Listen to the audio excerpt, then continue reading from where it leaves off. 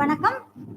எனக்கு இந்த ஜோதிட கலையை கற்றுக் கொடுத்த எனது குருநாதர் அத்துணை நபர்களுக்கும் வணக்கத்தை தெரிவித்துக் கொண்டு, என்னை ஈன்றெடுத்த எனது தாய் தந்தையின் பொற்பாத பாதத்தை பணிந்து, இப்ப நான் பேசக்கூடிய தலைப்பு பாத்தீங்க அப்படின்னா, ராகு திசை யோகமா சோகமா அப்படிங்கிற தலைப்புல நான் பேச போறேன். பொதுவாவே ராகு பகவானை பத்தின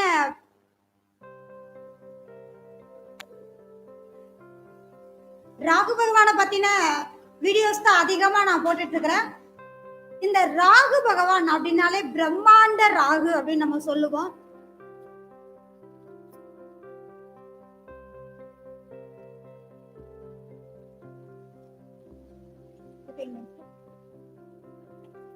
பிரம்மாண்ட ராகு அப்படின்னு சொல்லக்கூடிய ஒரு அமைப்புக்கு போகத்காரகன் அப்படின்ற ஒரு விஷயம்.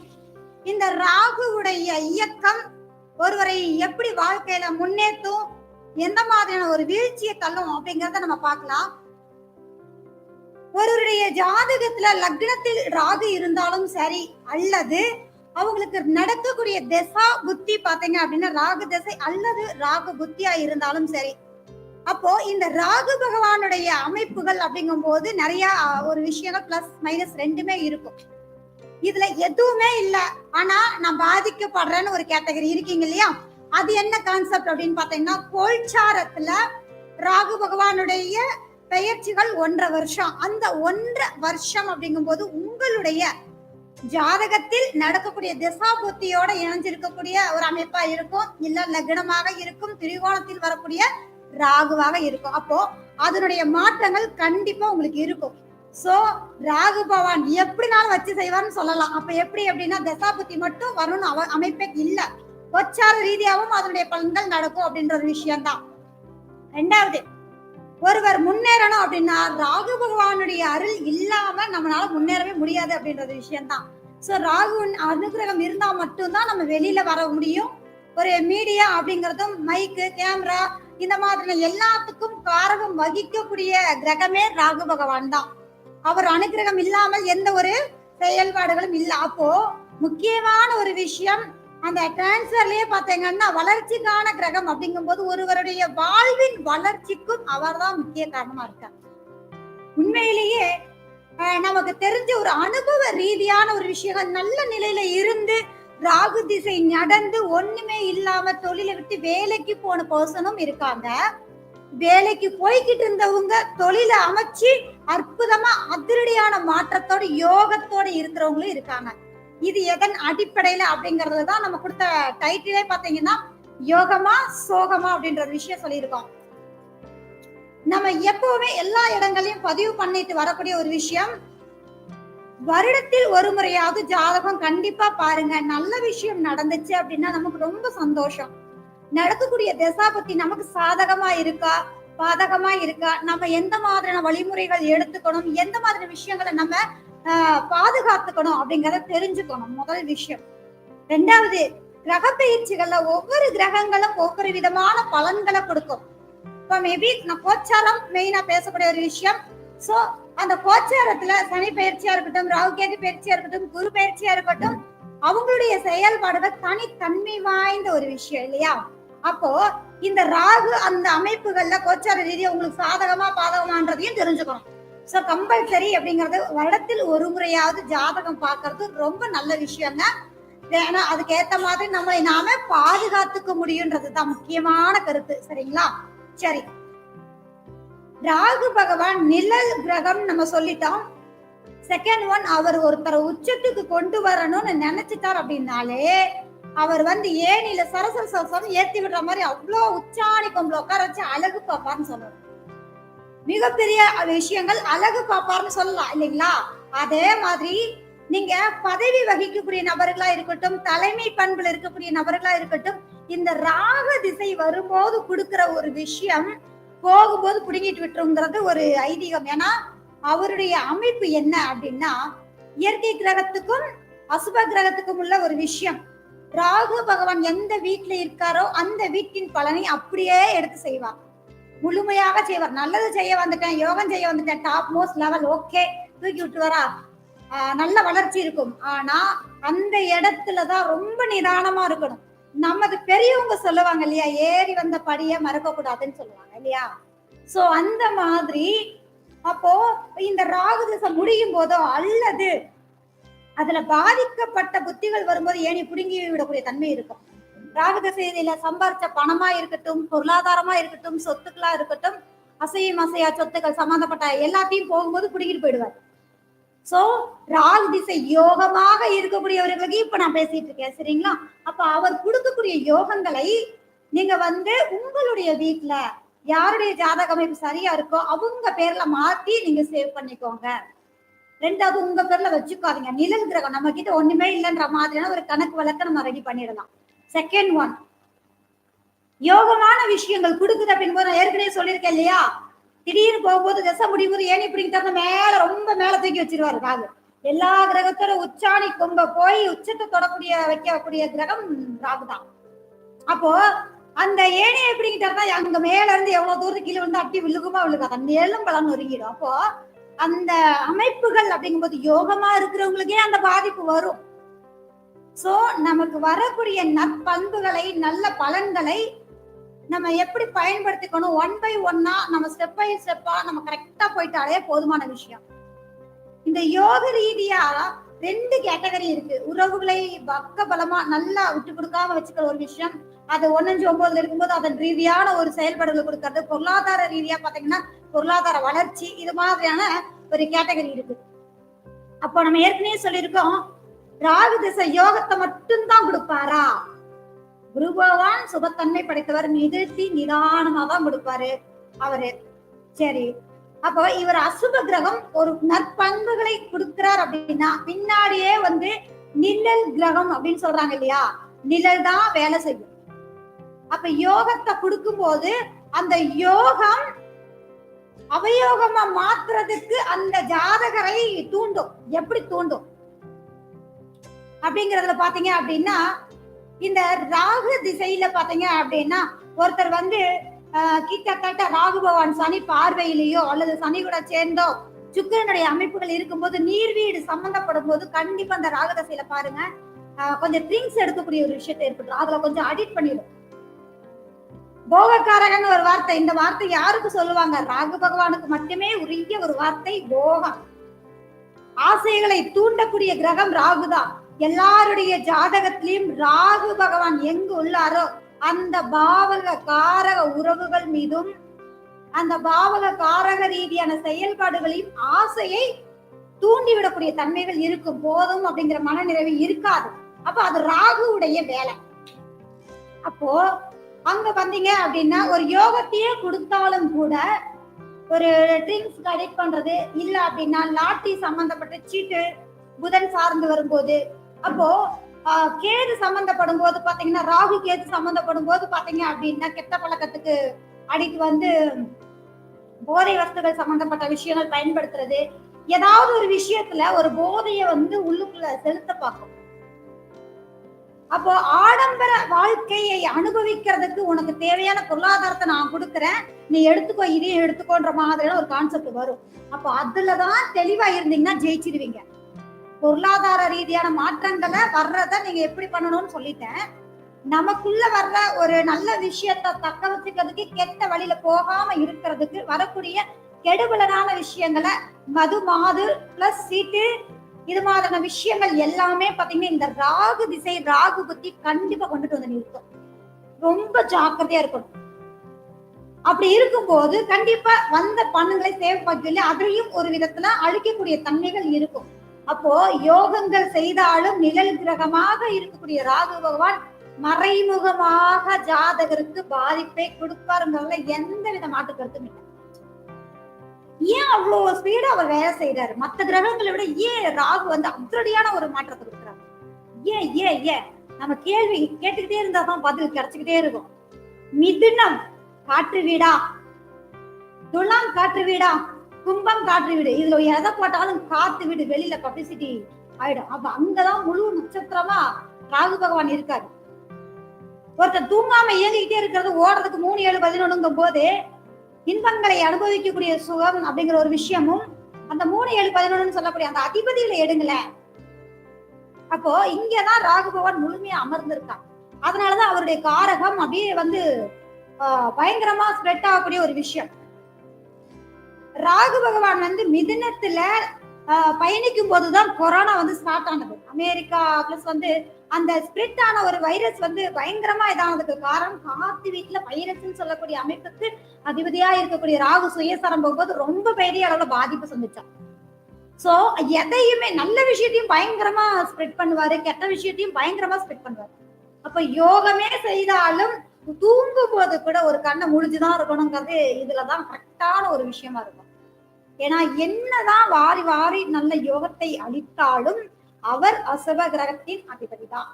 சோ அடுத்தது இது யோகத்துக்கே இத்தனை வச்சு செய்வாரு. அப்ப பாத்தீங்கன்னா சோகம்னா என்னப்பா நான் கஷ்டத்துல இருக்கேன், அதாவது 6-8-12 ராகு இருக்காரு, 6-8-12ஆம் அதிபதியோட நட்சத்திரத்துல நிக்கிறாரு. அப்ப அவங்களெல்லாம் சொல்லுங்க பாக்கலாம், வரலாம் கதைக்கு அடுத்து அவங்கதான். யோகத்துக்கே இப்படி பாதகத்துல இருக்கிறவங்களுக்கு பாருங்க, 6-8-12 இருக்கிறவங்க ராஜாங்கம் ஆண்டவங்களும் இருக்காங்க. நம்ம அதுதான் நம்ம சொல்றோம், ஜாதக ராசி கட்டத்தை பார்த்து மட்டும் சொல்லிடக் கூடாது, அங்க ஏமாந்துடுவோம்.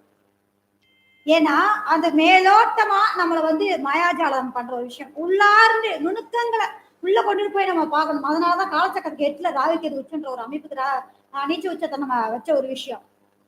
அப்போ சாரம் அவங்க நிற்கக்கூடிய நட்சத்திரம் தான் முழுமையான பிரதானமான பலன் அளிக்கும் இல்லையா? அப்போ 6-8-12 இருக்கக்கூடிய ராகும் யோகம் செய்யும். ஆனா அந்த இடத்துக்கு ஏத்த மாதிரியான ஒரு அவமானத்தையும் கொடுக்கும், மறைந்து வாழ வைக்கக்கூடிய தன்மையை கொடுக்கும். 12 மறைத்து வைக்கும், 8 அவமானத்தை கொடுக்கும், 6 கடனாளியாக்கி யோகத்தை கொடுக்கும். அது எதன் அடிப்படையில? எல்லாத்துக்கும் இல்ல, நட்சத்திராதிபதி உங்களுக்கு 2-6-10 உட்கார்ந்து இல்ல 2-6-10 கூடிய அமைப்புகள்ல இருக்கக்கூடிய ஒரு அமைப்புங்க போது பாத்தீங்கன்னா அவ உட்கார்ந்தவனுடைய நட்சத்திரமோ அல்ல அந்த வீட்டின் அதிபதி நட்சத்திரங்கும் போதும் நல்ல நிலை இருக்கும் போதுதான் நான் சொல்ற அமைப்பு மறைந்து யோகமும், சில அவமானத்திற்கு பின் அதிரடியான வளர்ச்சியும், கடன் வாங்கினாலும் அடுத்த வளர்ச்சி கடன் வாங்கி வாங்கி வளர்ச்சி ஆகக்கூடிய யோகம்ன்றது இந்த கேட்டகரிக்குள்ள வருவாங்க. இந்த 6-8-12 கேட்டகரி அது நல்ல நிலையில நட்சத்திரத்தில் நிக்கிற ஒரு விஷயம் தான் நல்லா புரிஞ்சுக்கணும், சரிங்களா? அப்போ இது யோகங்கள் பலவிதம் செய்யணும். மறைஞ்சு வாழ்ற வாழ்க்கையில யோகமா வந்தவங்களும் நிறைய இருக்காங்க. கெட்டவன் கிட்டிடும் ராஜயோகன்ற ஒரு கான்செப்டும் இருக்கு இல்லையா? சோ இவங்கள ஒரு விஷயம் என்ன அப்படின்னு பாத்தீங்க அப்படின்னா அவங்களுக்கு நல்ல ஒரு அமைப்பு கொடுக்கும்.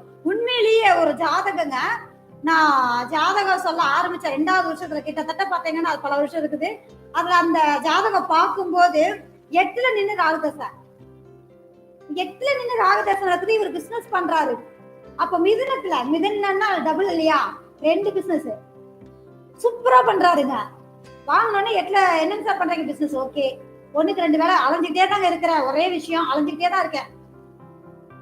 அப்ப 8ல என்னன்னு சொல்லுங்க, அலைஞ்சுக்கிட்டே இருக்கேன். மிதுனம் தான் அலையிறது.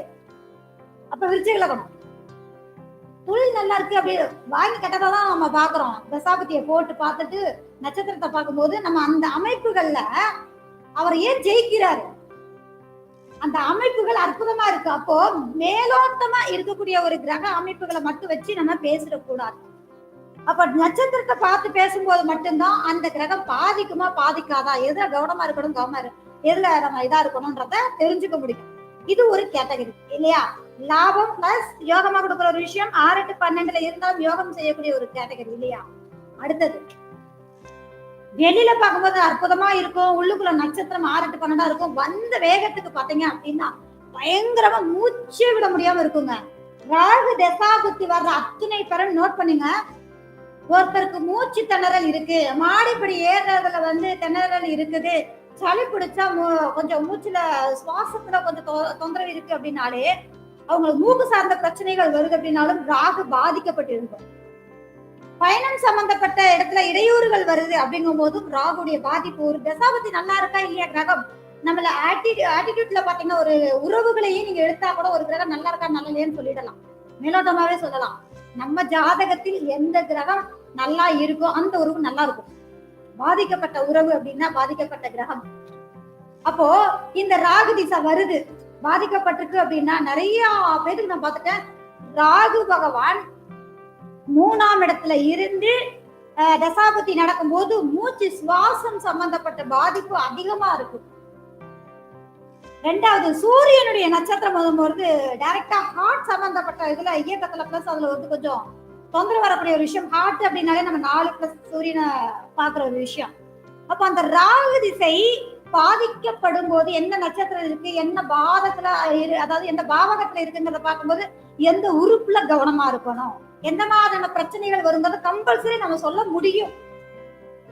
அப்போ இது மாதிரியான பாதிப்புகளை கொடுக்கக்கூடிய ஒரு விஷயத்துல நல்ல நிலையில் ராசி கட்டத்துல இருந்து நவாம்சத்துல 6, 8, 12 மறையக்கூடிய ஒரு அமைப்புங்கும் போது நிச்சயம் தொந்தரவுகள் கெடுபலன்களை கண்டிப்பா கொடுக்கும்.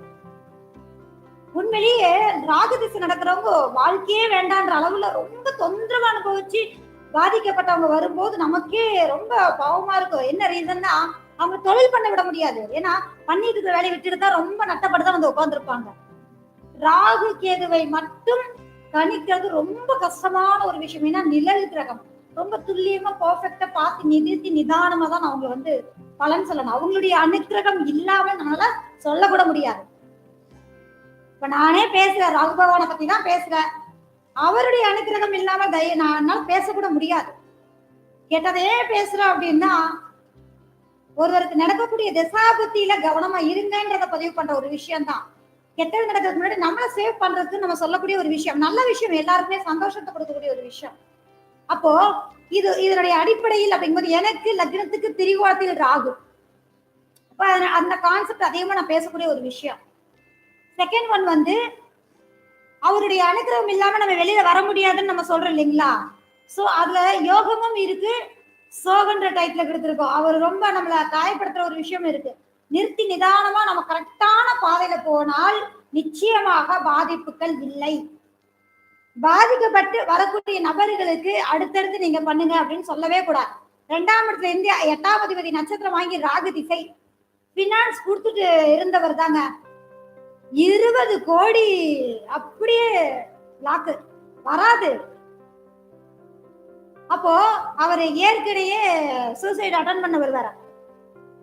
அப்போ அவங்களுக்கு நம்ம எப்படி பேசணும்? அப்ப அதுக்கு ஏத்த மாதிரி ஒரு உயிர் சம்பந்தப்பட்ட பொருள் விரயமா இருக்குன்ற ஒரு விஷயத்த நம்ம பதிவு பண்ணி அதுல இருந்து மீட்டு கொண்டு வந்து அடுத்து அவங்கள வந்து வழி நடத்தணும். அடுத்து இப்படிதான் நீங்க இதுல பயணிச்சாதான் வெளியில வர முடியும், இதை பண்ணுங்க இதை பண்ணாதீங்கன்னு கண்டிப்பா ஒரு ஜோதிடரா இருக்கக்கூடிய நம்மளால வழிகாட்ட முடியும் அப்படின்ற ஒரு விஷயம் தான். ஏன்னா நம்மளை நம்பி வரக்கூடிய மக்கள், நம்மளை வாழ வைக்கிறவங்களே நமது வாடிக்கையாளர் தான்.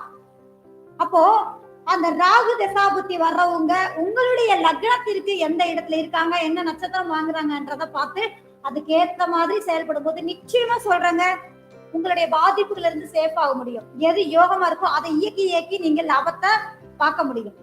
எந்த உறவுகள் கிட்ட கவனமா இருக்கணும், அந்த உறவை பகைக்காம எப்படி இருக்கணும்ன்றத கண்டிப்பா சொல்ல முடியும். எந்த ராகு திசையே கிடையாது. ஆனா கண்ணுக்கு தெரியாம மறைமுகமான அடி விழுகும். மறைமுகம் என்னன்னா ஒருத்தர் நேரம் அடிச்சாருன்னா நம்ம அடிச்சுட்டாப்பான்னு நம்ம சொல்லுவோம். ஒரு அமானுஷ்ய தாக்குதல் ரீதியா உடல் ஆரோக்கியத்துல இனம் புரியாத வழியை கொடுத்து படுக்க வைக்கிறது, முடக்கிறது, தடைகளை கொடுக்கறது, ஏமாற்றத்தை கொடுக்கறது, இது எல்லாமே பாத்தீங்கன்னா சுருண்டு படுக்க வைக்கிறதெல்லாம் ராகுடைய அமைப்பு. அப்ப கோச்சாரத்துல உங்களுடைய அமைப்புகளை ஏதோ பாதிப்புலதான் ராகு பகவானுடைய இயக்கம் இருக்குங்கிறத தெரிஞ்சுக்கலாம். உங்களுடைய ஜாதக ரீதியான அடிப்படையில் ராகுக்கான பரிகாரத்தை செய்யும் போது நிச்சயமா இந்த பாதிப்புல இருந்து மீண்டு வர முடியும். ஏன்னா அவங்களுடைய கண் பார்வையிலிருந்து யாராலையுமே தப்பிக்கவே முடியாது. உருவமா இருந்தாதான் இங்க இருக்கிறாங்க சாமி, அவங்க வர லேட் ஆகும்னு சொல்ற மாதிரி ஒரு மனிதனை சொல்லலாம். அருவமா இருக்கிறவங்களை நம்ம என்ன சொல்லுவோம், எங்க எப்படி இருப்பாங்கன்னு சொல்ல முடியுமா? நீங்க முடியாது. அப்போ ஒரு ராகு தசாபுத்தி நடந்தாலும் சரியே, தசா நடக்கக்கூடிய கிரகங்கள் நட்சத்திரம் வாங்கினாலும் சரி, கோச்சார ரீதியாக லக்னத்தில் தசா நடத்தக்கூடிய கிரகங்களில் அல்லது லக்னத்தை பார்வை செய்தாலும் சரி இந்த தாக்கங்கள் கண்டிப்பாக இருக்கும். சாதகமா சோகமா அப்படிங்கறத உங்க ஜாதகத்துல நல்லா ஆய்வு செய்து பாதகமான்றத பார்த்து நம்ம செயல்படும் போது நிச்சயமா வெற்றி காண முடியும் அப்படின்ற ஒரு விஷயம்தான். அஞ்சுதலை நாகம்னு சொல்றோம். ஆசா பாசங்கள், புலன்கள் நம்மளுடைய எல்லாத்தையும் நம்மளுடைய விஷயங்களை வந்து கட்டுக்குள் கொண்டு வந்தாதான் இறைநிலையை அடைய முடியும் இல்லையா, கேதுவுடைய தன்மையை அடைய முடியும். 10 ஆண்டு அனுபவிக்கக்கூடிய தன்மைகளை தூண்டக்கூடிய கிரகம், ஆசைகளை உற்பத்தி பண்ணக்கூடிய கிரகம் இந்த ராகு பகவான் தான். ராகு திசை வந்தாலே அதை செய்யட்டுமா இதை செய்யட்டுமா பரபரப்பாவே இருப்பாங்க. 5 தலை இல்லையா, இதை செய்யட்டுமா அதை செய்யட்டுமான்னு ஒண்ணு உருப்படியா இருக்காது. இதை ஆரம்பிச்சு விட்டு போட்டு இன்னொரு தலைக்கு போயிடும், அதை ஆரம்பிச்சு விட்டு இன்னொரு தலைக்கு போகும். அது நிலை இல்லாமல் ஒரு உடம்பு பாம்புடைய உடம்பு இப்படி இருக்கு செயல்படுத்துறாங்கன்னா, இங்க வளைந்து வரக்கூடிய ஒரு அமைப்புல ராகு திசை கேதுடைய நட்சத்திரத்திலேயோ அல்லது ராகுடைய நட்சத்திரத்திலேயோ நிக்குது அப்படின்னா அது நிலையில்லா தன்மையை கொடுக்கும். இந்த இப்படி ஒரு அலை பாயக்கூடிய தன்மை எதுலயும் ஒரு கான்பிடன்ஸ் இருக்காது. இதை செய்யலாமா அதை செய்யலாமா குழப்பம் இருந்துட்டே இருக்கும். அவங்க ரொம்ப நிதானமா செயல்படணும். இல்லைன்னா நிச்சயமா தொந்தரவை ஃபேஸ் பண்ணக்கூடிய ஒரு சூழ்நிலையை கண்டிப்பா ஏற்படுத்தும். ஏன்னா கிரக வாங்கும்போது அதை ஃபிட் பண்ணி நம்ம சொல்லிடலாம் இதுல கவனமா இருங்கன்னு. அதான் நம்ம சொல்றோம் இல்லையா, ராகு கேதுவை கணிப்பதே தனி கலை. அதுல அவங்களுடைய அனுக்கிரகம் இல்லாம நம்மளால சொல்லவே முடியாது இல்லையா. அப்போ அவங்க ஒரு செயல்பாடுகளை செய்யறாங்க அப்படின்னா இருக்கக்கூடிய வீடு ஆதிபத்தியம் உட்கார்ந்தாங்க. இப்ப எங்க இருக்காரு ராகு? மீனத்துல. அப்ப மீனத்தை அவருடைய கண்ட்ரோல கொண்டு வந்திருக்காருன்னு வச்சுக்கலாமா. ஆன்மீக கிரகம் குரு பகவான். நிறைய கோவில் இன்னைக்கு கூட பாருங்க நிறைய கும்பாபிஷேகம் நடக்குது. கோயில் திருப்பணி கும்பாபிஷேகம் இன்னும் போன கோயில் எடுத்து நடத்துறது புதுப்பிக்கிறது இந்த ராகு கேது பயிற்சிக்கு அப்புறம் தாங்க இந்த டைம் அதிகமா நடக்குது. கோயில் சம்பந்தப்பட்ட நிர்வாகங்கள் பெரிய அளவுல வளர்ச்சியாகக்கூடிய தன்மையும் பினான்ஸ் ரீதியான செயல்பாடுகளும் பாத்தீங்க அப்படின்னா இந்த காலங்கள்ல தான் அதிகமா இருக்கு. ரெண்டாவது பாத்தீங்க அப்படின்னா இப்ப வர்ற டிசம்பர் ராகு கோச்சாரத்துல நீர் வீட்டுல குரு பகவான் வீட்டுல திரிகோண ரீதியா விருச்சிகம் பிளஸ் கடகம் நீர் வீடு. அப்போ மலை சார்ந்து நீர் சார்ந்து சம்பந்தப்பட்ட இடங்கள்ல நிச்சயமா கவனமா இருக்கணும். உலகிய ஜோதிடமாகவே இருந்தாலும் கோச்சாரத்துல ராகு பகவான் நீர் வீட்டுல இருக்கார் அப்படிங்கும் போது கொஞ்சம் அந்த இடம் சார்ந்த டிசம்பர் அப்படிங்கும் போது உங்களுக்கு சூரியன் அங்க கிராஸ் ஆகுறது பிளஸ் மலை கிரகங்கள் இதெல்லாம் சம்பந்தப்படும் போது ஒரு சில தொந்தரவுகள் இயற்கை சீற்றங்களை பாதிக்கக்கூடிய சூழல் அப்படிங்கிறது இருக்கும். அப்போ ஒரு கிரகங்களை உலகியல் ஜோதிட ரீதியாகவும் எடுக்கலாம், குடும்பத்துக்கான ஒரு விஷயமா எடுக்கலாம், ஒரு மக்கள் தொடர்பு சம்பந்தப்பட்ட எந்தெந்த இடத்துக்கு எப்படி எடுக்கலாம்ன்ற ஒரு விஷயம். சோ அந்த இருக்கக்கூடிய தன்மைக்கு ஏத்த மாதிரி தான். அப்போ மீனத்தை ஆதிக்கம் செய்து இந்த ராகு பகவான் நீர் சார்ந்த பாதிப்புன்னு சொன்னோம் இல்லைங்களா, நீர் வீட்டுல இருக்காரு. இப்போ குரு வீட்டுல அப்ப கோயில் சார்ந்த செயல்பாடுகள் நடக்கும். அப்ப அந்த வீட்டின் இடத்தை அதிகமா எடுத்துக்கிட்டாரு இல்லைங்களா. அடுத்தது அவருடைய பார்வைகளை பாருங்க 3-7-11. அப்ப அவங்களுடைய பார்வை ரீதியான செயல்பாடுகள் அப்படிங்கும் போது காலச்சக்கரத்தையும் நம்ம எடுத்து பார்க்கும் போது தொழில் ரீதியான மாற்றங்கள் பிரம்மாண்டத்தை கொடுக்கிற அடுத்த கேட்டகரின்ற ஒரு விஷயம், பினான்சியல் ரீதியான செயல்பாடுகள், படிப்புக்குண்டான ஒரு விஷயங்கள், படிப்பு கல்வி இதுல அடுத்து மேலாங்கக்கூடிய சூழ்நிலை. அந்த கேது ஏற்கனவே ஆல்மோஸ்ட் ராகுக்கு நேர் கேது இருப்பாங்க. புது புது அப்டேஷன்ஸ் உருவாகக்கூடிய தன்மைகள், சாஃப்ட்வேர் கண்டுபிடிக்கிறது, இது மாதிரியான புது புதிய விஷயங்கள் கண்டுபிடிக்கிறதுக்கெல்லாம் இந்த கோச்சார ரீதியான கிரகங்கள் அற்புதமான ஒரு பலன் அளிக்கக்கூடிய ஒரு விஷயம். அப்போ நம்மளுடைய லக்னத்திற்கு ராகு பகவான் கோச்சார பலன் ரீதியா எந்த மாதிரியான பலன் தர்றாரு, நடக்கக்கூடிய தசாபதி ரீதியா என்ன மாதிரியான பலன் தர்றாரு அப்படிங்கறத நம்ம கண்டிப்பா பார்த்து செயல்படும் போது நம்ம நிச்சயமா சேஃபா இருக்கலாம் அப்படிங்கிற ஒரு விஷயம் தான். ரெண்டாவது பாத்தீங்க அப்படின்னா ராகு பகவான் கிட்டத்தட்ட எத்தனை கிரகம் ராகு பகவான் இருக்கிற வீட்டுல இருந்தாலும் அவருடைய ஆதிக்கம் அந்த வீட்டுல அதிகமா இருக்கும். அவர் பார்க்கக்கூடிய வீட்டின் பார்வை அந்த வீட்டையும் அவர் என்ன பண்ண டேக்கப் பண்ணிடுவார். நல்லா புரிஞ்சுக்கோங்க. நான் ராகு பகவானை மட்டுமே மைனஸா பேசக்கூடிய ஒரு விஷயம் இல்லை. பாதிக்கப்பட்டு மிகப்பெரிய அளவுல பாதிக்கப்பட்டு வர்றாங்க. அவங்களுடைய சூழலை பார்க்கும் போது உண்மையிலேயே ரொம்ப கஷ்டமா இருக்கக்கூடிய ஒரு விஷயம். அவங்களுக்கு மீட்டு கொண்டு வரக்கூடிய தன்மைகளும் அதே மாதிரி ராகு திசாபத்தியில இருந்து ஒரு அடுத்து வருதா உங்களுக்கு சாதகமா பாதகமா தெரிஞ்சுக்கணும் அப்படிங்கிற ஒரு அமைப்பு அப்படின்றதுதான். ஏன்னா எந்த ஒரு விஷயத்தையும் அதிரடியா கொடுப்பாங்க அப்படிங்கும் போது நல்ல விஷயத்தை எவ்வளவு அதிரடியா கொடுக்குறாங்களோ பாதிக்கப்படுற பலனையும் அப்படிதான் கொடுப்பாங்க. நாலுல ராகு ஜனன ஜாதகத்துல கோச்சாரத்தையும் ராகுக்கும் போது வீடு வண்டி வாகனம் யோகங்கள் எல்லாமே பாத்தீங்கன்னா போதுங்கிற அளவுக்கு அடுத்தடுத்து நல்ல மாற்றத்தை கொடுத்துச்சு. நட்சத்திரமும் அவருடைய சொந்த நட்சத்திரத்துல. அப்போ அவர் நல்ல அமைப்புல இருந்தா அவர் உண்மையிலேயே வாரி வளர்க்கறதுல வல்லல்னே சொல்லலாம், வல்லலுக்கே வல்லல்னு சொல்லலாம். ஆனா கொஞ்சம் என்ன விஷயம், சுகஸ்தானம் இல்லையா, அலைச்சல் ஓட்டம் பொருளாதாரத்தை கொடுத்தாலும் சுகஸ்தானத்தை பாதிச்சிடும். மறைமுகமா நமக்கே தெரியாது, ஊடுருவி நமக்குள்ள இருக்கிற ஒரு விஷயத்த இன்பத்தை கொடுக்குறாங்கன்றது நமக்கே தெரியாது. அப்போ இந்த ராகுடைய தன்மைகள் அப்படிங்கும் போது யோகமாக இருந்தாலும் அது ஒரு சில மாதிரியான பாதிப்புகளும், பாதகமாக இருந்தாலும் அது மிகப்பெரிய பாதிப்புகளையும் கொடுக்கக்கூடிய ஒரு விஷயம் இருக்கு. பயமுறுத்துவதற்கான ஒரு விஷயங்கள் கிடையாது. நம்மை நாம் பாதுகாத்திருக்கனா ஒரு விஷயம் அப்படிங்கிறதுதான். சோ இதற்கான வழிபாடு ராகுடைய அமைப்பு வந்தா மட்டும்தான். பொதுவாவே நாலமத்துல ராகு இருந்தா பாலம் சம்பந்தப்பட்ட இடத்துலதான் வீடு இருக்கும், காளி அம்மன் கோவில் இருக்கும், உக்ரதெய்வ வழிபாடு சார்ந்த விஷயங்கள் இப்படின்னு நம்ம சொல்றோம். அஞ்சுல ராகு இருந்தா பூர்வீகத்துல வாழ முடியாது, வெளியேற்றிரும். லக்னத்துல ராகு இருந்தா பயணங்கள் மேற்கொள்ளக்கூடிய விஷயம், அதை செய்யலாமா இதை செய்யலாமான்ற மாதிரியான சிந்தனைகளை கதறவிடக்கூடிய ஒரு தன்மை. ரெண்டுல ராகு பணத்தை பொருளாதாரத்தை இரட்டிப்பாக்கக்கூடிய தன்மை. அதனாலதான் ரெண்டுல ராகுக்கு எது தோஷம் போது பாத்தீங்கன்னா ரெண்டு குடும்பம் அமைப்புன்ற ஒரு விஷயத்துக்கெல்லாம் சொல்லக்கூடிய ஒரு விஷயம். அந்த பணத்தை இன்கிரிமெண்ட் பண்ணது எந்த விதத்துல பண்ணலாம் அந்த தாட் இருக்கு உங்களுக்கு, பேசுறதே பணத்தை பத்தின்றதை விட. அதனாலதான் இந்த குடுக்கல் வாங்கல் வட்டிக்கு விடுறதே பாத்தீங்கன்னா ரெண்டுல ராகுதான். கோச்சார ரீதியா வந்தாலும் அது வேலையை பண்ண வைக்கும். அப்ப யாரெல்லாம் பண்ணலாம் யாரெல்லாம் பண்ணக்கூடாதுன்னு ஒரு விஷயம் இருக்கு. ஆறுல ராகு அதிகமா சாப்பிடுவாங்க, கடன் அதிகமா வாங்குவாங்க, அதனால வளர்ச்சியா வீழ்ச்சியான்றத பாக்கணும். ஏழுல ராகு அதிகமா அலைய வைக்கும், குடும்ப உறவுகள் ரீதியான எதிர் பார்ட்னர்கிட்ட கொஞ்சம் கவனமா இருக்கணும்ன்றது. எட்டுல ராகு, ரெண்டுல கேது, தசாபதி பாதிக்கப்பட்டுன்னா விஷம் மருந்துறதே அதுதான், சூசைட் அட்டன் பண்றது. சோ அந்த மாதிரியான ஒரு கேட்டகரி. எதிர்பாராத யோகம் அப்படிங்கிறது எட்டுலதான் புதஞ்சிருக்கு. அப்ப ரகசியம்ன்றதே ராகு கேதுடைய பிடியில தான் இருக்கு. அந்த எட்டுல இருக்கக்கூடிய ராகு கேது இதுதான் ரகசியம். அப்ப ரகசியத்தை யோகமா எப்படி மாத்துறதுன்ற ஒரு விஷயம். ஒன்பதுல ராகு பயணம், வெளிநாடு மேல்படிப்பு சம்பந்தப்பட்ட மாற்றங்களை கொடுக்கக்கூடிய ஒரு விஷயம். 10 தொழில் மாற்றம், விரிவாக்கம், ஏற்றுமதி இறக்குமதி சார்ந்த விஷயங்களுக்கு யோகத்தை கொடுக்கிறோம். அதே 11ல ராகு அப்ப லக்னத்தை பார்க்கும் இல்லையா, லாபஸ்தானம், நண்பர்கள், இது மாதிரி ஒரு விஷயத்துல கூட்டம், சங்கம், செயல்பாடுகள், அலைச்சல், இதுல எல்லாத்துலயுமே ஒரு விஷயத்தை கொடுக்கும். நல்லா புரிஞ்சுக்கோங்க, சாரத்தை பார்க்கணும். உங்க பிறந்த ஜாதகத்துல இந்த அமைப்புல இருந்தா, நட்சத்திரம் நல்லா இருந்தா இதன் ரீதியான வளர்ச்சியை கொடுக்கும். பாதிப்புல இருந்தா எதுல கவனமா இருக்குங்கிறத தெரிஞ்சுக்கோங்க.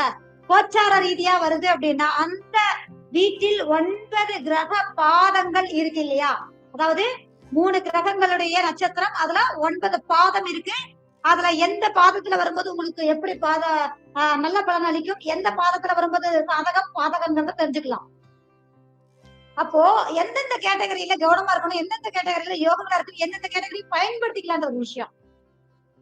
அப்போ ராகு தசாபுத்தி எதுல நின்று தசாபுத்தி நடக்கும் போது அவங்க வீட்டுல வாஸ்து பார்க்க கூப்பிட்டு. நான் போகும்போதே பாத்தீங்கன்னா கொஞ்சம் தடை ஏற்பட்டுதான் போனேன். அப்போ சரி ரைட்டு தெரிஞ்சுக்காச்சு. செகண்ட் ஒன், தடை ஏற்பட்டுச்சுன்னா அவங்களுக்கு நடக்கக்கூடிய தசாபத்தி சரியில்லைன்னு தெரிஞ்சாச்சு. போகும்போது பூச்சியை பார்த்துட்டு போனா அங்க யார் இருக்காங்கன்னு சொல்லலாம், ராகு இருக்காங்கன்னு சொல்லலாமா. அப்போ ராகுடைய தசாபுத்தி பாதிக்கப்பட்டு நடக்கும் போது நம்ம வாஸ்து பார்க்க போகும்போது நம்மளுக்கே அந்த பிரசன்னம் நமக்கு சொல்லி காமிச்சிடும். அங்க போகக்கூடிய வீட்டுல இந்த மாதிரிதான் இருக்குங்கிறத நம்மளே சகுன நிமித்தம் பார்க்கும்போது தெரிஞ்சுக்கிறோம். அப்ப அதுக்கேத்த மாதிரியான ஒரு விஷயத்துல அவங்க வீட்டுல மாற்றங்களை சொல்லிட்டு, பரிகாரம் சொல்லிட்டு, கோயில் வழிபாடுகளும் சொல்லிட்டு வர்றோம். இப்ப ராகுக்கு இதுல கண்ட்ரோல் பண்றது ரொம்ப ரொம்ப ரொம்ப ரொம்ப கஷ்டம் இல்லையா. அப்ப அவங்கள கண்ட்ரோல் பண்றதுக்கு ஜீவ சமாதி வழிபாடு அப்படிங்கிறது, ஜீவம் அப்படிங்கறதே கேது, அப்போ அது தனி கேட்டகரினால சித்தர் வழிபாடு ராகுக்கு வரும். ராகுடைய திசை எத்தனை, அப்ப அந்த மாதிரி 18 சித்தர் அப்படிங்கும் போது அந்த அமைப்புகள் ரீதியா சித்தர் வழிபாடு மேன்மையை கொடுக்கும், காளி வழிபாடு மேன்மையை கொடுக்கும். எலுமிச்ச கனி அப்படிங்கும் போது ராஜகனி கூட எடுத்துட்டு போறோம் அப்படிங்கறத விட ராஜகனி மாலை அணிவிக்கிறது, எங்க போனாலும் எடுத்துட்டு போயிட்டு வர்றது உங்களுக்கு சேஃப் கொடுக்கும், நல்ல அமைப்புகள் இருக்கும் போது. ரெண்டாவது, அந்த காளி உக்கிர தெய்வ வழிபாடுகளை எடுத்துக்கும் போதும் அந்த கோயிலுக்கு அர்ச்சனை தான தர்மங்கள் செய்யும் போதும் நல்ல ஒரு மாற்றத்தை கொடுக்கக்கூடிய ஒரு விஷயம் இருக்கு அப்படின்றதுதான். அப்போ கோயில் குளங்களுக்கு ராகு தசாபுத்தி நடக்கும் போது போக விடாது. ராகு எப்படி உள்ளுக்குள்ள இருக்கிறவனை கொட்டிப்பாம்பா சுருட்டு கேது மாதிரி உள்ள இருக்கிறவங்கள அடிச்சு வெளியே கொண்டுட்டு வந்துட்டோம். ராகு வெளியே கொண்டுட்டு வரதே ராகுதான், உள்ள வச்சிருக்கிறது கேது. அப்போ ராகு பகவான் என்ன நட்சத்திரம் வாங்கியிருக்காங்கிறத பார்த்து செயல்படும் போது யோகத்தை நம்ம கண்டிப்பா பண்ண முடியும் அப்படின்ற ஒரு விஷயம்.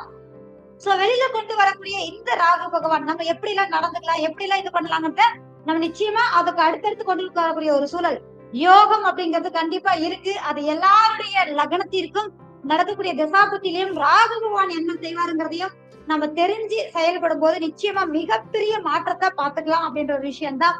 ராகு புத்தி செயல்படும் போது 3, 7, 11 சொல்லக்கூடிய மிதுனம், துலா, சனி பகவான் வீடு, தான தர்மங்கள் முடிஞ்ச வரைக்கும் நீங்க செயல்படும் போது இந்த ராகு பகவானுடைய தாக்கம் குறையறதுக்கான அமைப்புகள் கண்டிப்பா இருக்கும். பயணம் செய்து 2வது குழந்தைகளுக்கு உதவி பண்றது. புதன் வீடு குழந்தைகளுக்கு, படிக்கக்கூடிய குழந்தைகளுக்கு நோட்டு பேனா வாங்கி கொடுக்கறதும் சரிங்க. சுக்கிரனுடைய வீடு காலச்சக்கரத்துக்கு 7 திருமணம் ஆகாத கன்னி பெண்களுக்கு திருமணத்துக்கு ஏதாவது செய்யற ஒரு விஷயமா இருக்கட்டும். 11 சனி பகவான் வீடு வயதானவர்கள், முதியவர்கள் பிளஸ் ஊனமுற்றவர்களுக்கு உதவி செய்யறதா இருக்கட்டும். ராகு தசாபதி நடக்கிறவங்களுக்கு கோயிலுக்கு போக விடாது. அப்ப ஜீவ சமாதி வழிபாடு, சித்தர் வழிபாடு எடுத்துக்கோங்க. நல்ல மாற்றத்தை கொடுக்கக்கூடிய ஒரு விஷயம் இருக்கு.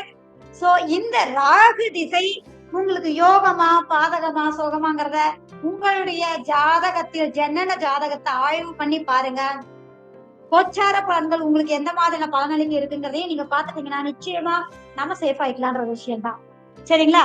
சரி, ராகு பகவானை பத்தி அதிகமா இந்த வீடியோல பேசிட்டேன். எனக்கு வாய்ப்பளித்த ஜோதிட ரகசிய சேனல் லோகநாதன் சாருக்கு மிக நன்றி தெரிவித்துக் கொண்டு அடுத்து மீண்டும் புதிய புதிய தலைப்புகளோடு பார்க்கலாம். மிக்க நன்றி. எங்கிட்ட ஜாதகம் பார்க்கணும்னு நினைக்கக்கூடிய நபர்கள் என்னுடைய கான்டாக்ட் நம்பர், வாட்ஸ்அப் நம்பர் இதுதான் 7708720893. மிக்க நன்றி.